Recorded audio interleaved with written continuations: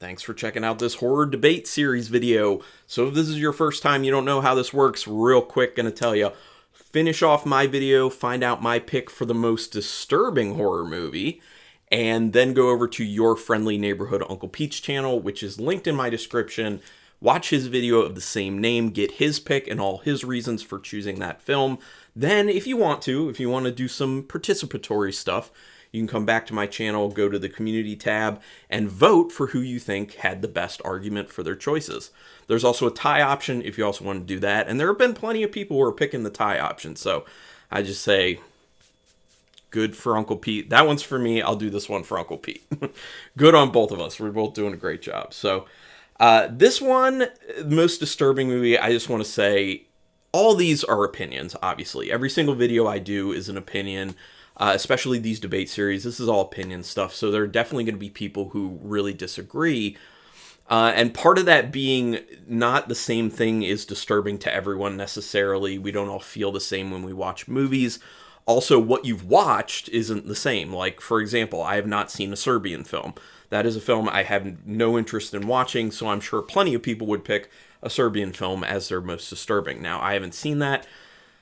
So for me, my most disturbing film is The Killing of a Sacred Deer, A24 film, one done by Yorgos Lanthimos, who has a very interesting style of script that he works with and way that he shoots films and just atmosphere and feel, and the characters are always very kind of off and weird. But this movie is, for me, the most disturbing movie I've ever seen in my life, and one of the biggest achievements, in my opinion, in that aspect of it is it's not based off of brutality. This is not a movie that's just like balls to the wall, brutal, gory, big time on practical effects. It's the feel of it. It's the content. It's the music. There's so much to it. It's the characters, the acting. There's so much that just goes together to just create this perfect, super disturbing, unsettling feeling to the movie. So let me go over my points for it. Characters interact with each other in such an odd, disconnected way that just makes every interaction feel extremely off. I think that's one of the brilliant things that was done with this, is that the characters seem very shut off and cold to each other, so they almost don't feel human.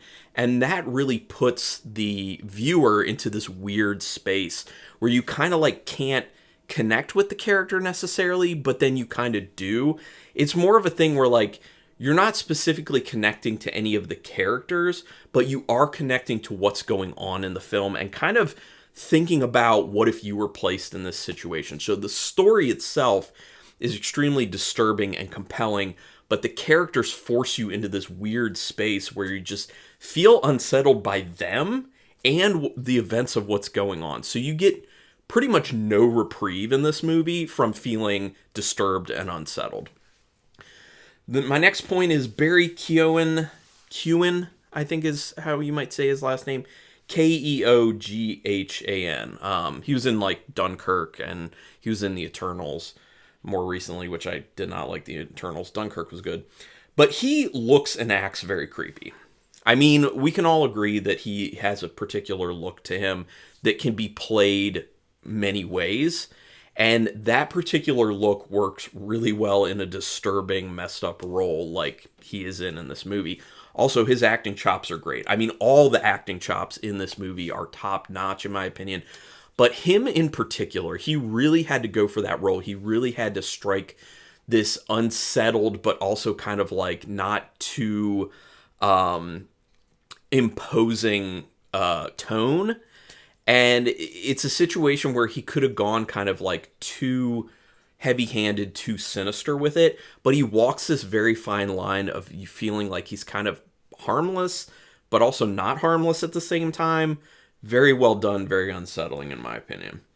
Next point, the horrible events unfold slowly, but you feel the intensity through the movie with building discomfort. They do such a good job of, even though the movie's going slowly, making you feel unsettled for the entire movie. And part of that's done with the score, part of that's done with the acting, part of that's done with the directing style, part of that's done with the content of the story. Because as these things are happening, Nothing is making you feel better. There's no comedic aspect to this movie coming in. There are none of these feel-good moments coming in. And so it's terrible thing to terrible thing. And it has this progression that, you know, depending on who you are, is either going up or going down. Like, going downhill is in terrible things happening. Going uphill is in, man, this is the intensity is building. But you just don't have a reprieve from it. And even though the movie does move slow, you get none of those reprieve moments. I mean, even the slower pacing of the movie, you're still just feeling super unsettled throughout the whole movie. I was very shocked at feeling that way throughout the whole movie, and I've never felt that way in my life with a single movie. The Killing of a Sacred Deer is very singular for me, experience-wise, and that's the reason that I really had to pick it for this. The ending is truly disturbing and feels like it's the icing on a pile of awful events in the movie. It also plays out slowly. So in those very kind of intense and disturbing moments and messed up moments, going quick is one thing because it's kind of like rip off the Band-Aid type thing, but going slowly in that moment, you're just languishing in it. You have, again, like I was talking about for the whole movie, you have no reprieve. You have nowhere to run unless you're going to like pause the movie if you're watching it at home and go and do something and just take a break, which some people might need to do with this movie, honestly. But you're stuck. You're stuck in it. And to do something terrible fast is a lot easier to witness than do something terrible slow. It just draws it out. It makes it more suspenseful, more intense, more messed up. And you're just stuck in that feeling longer. So disturbing. The disturbing events play out in long scenes that give you no reprieve, which is kind of what I was already talking about. But that's another point of it's not just a slower paced film. The scenes are all kind of stretched out like that. And it helps with creating that awkwardness between the characters as well, because they're not always talking to one another. They do leave a good amount of this kind of like dead air between them where you're just kind of feeling like, you know, have you ever been in a conversation with someone and then it's clear that neither person has anything else to say, but neither of the people is cutting off the conversation and moving about? Like that feeling of awkwardness, but in a messed up story situation where it's already disturbing, it takes it to that next level, and they do that with this movie. Another thing, there is no redemption. There is no positive resolution, and you just feel unsettled well after the end of the movie. This is one that sticks with you, or at least it very much stuck with me. And like I was saying, there's nothing positive in it. Like I was saying before, like you were getting no reprieve because there wasn't any like happy, cheerful stuff. There was no comedy to it, anything like that. But there's nothing good in this movie that you can see. There's no redemption going on. There's no good resolution to the movie.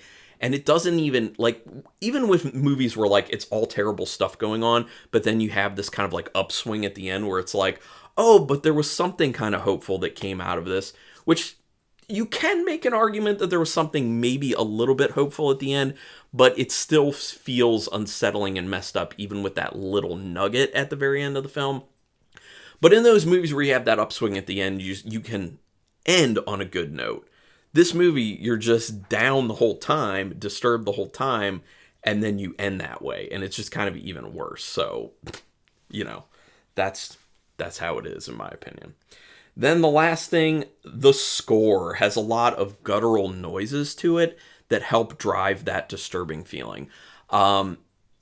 Scores in movies get underappreciated, in my opinion, and this is one of those movies where it really stands out and you can really see the impact that it's having if you're paying attention to it, where those types of guttural noises I was talking about, or like discordant noises with whatever instruments are being used to make the music, it makes you just feel icky. It makes you feel like things are off. Things don't feel right. And you just, if the whole score is like that, for the most part, you're not going to feel much better. So, yeah. So those are all my points for my selection of The Killing of a Sacred Deer for the most disturbing. Would love to hear other people's thoughts on that movie, and also, obviously, other people's picks for your most disturbing movie. And you can give me like a sentence or two why, and also if you just want to put that in my comments or put it in Uncle Pete's, and then just kind of copy and paste over. So we both see the comments. That is cool because we love the engagement from all of you on this. Also, please do us a favor. Hit subscribe to both our channels if you haven't already. If you have, big thank you. That's awesome. You are supporting us, and that's what we love. Also, the comments. We love the comments. Also, hit the notification bell button on both of our channels because then you'll know when we're putting up new videos, which he's doing 2 a week. I'm doing 3 a week. So if you just watch us two, you're getting 5 videos a week. It's pretty good. Anyway, thank you everyone for checking this out. Thanks for being engaged with this series. And until next time, keep it brutal.